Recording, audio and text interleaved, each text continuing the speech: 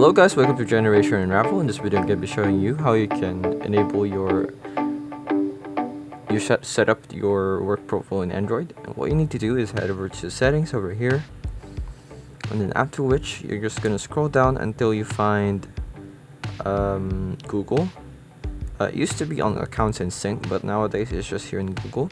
So you click on Google and then scroll down until you find setup and restore, and then here you have set up your work profile. You just click on, so yeah, your work profile keeps your work apps separated and it's managed by your organization. Just click on next, then just enroll this device by getting a code or by scanning a QR code provided by your IT admin.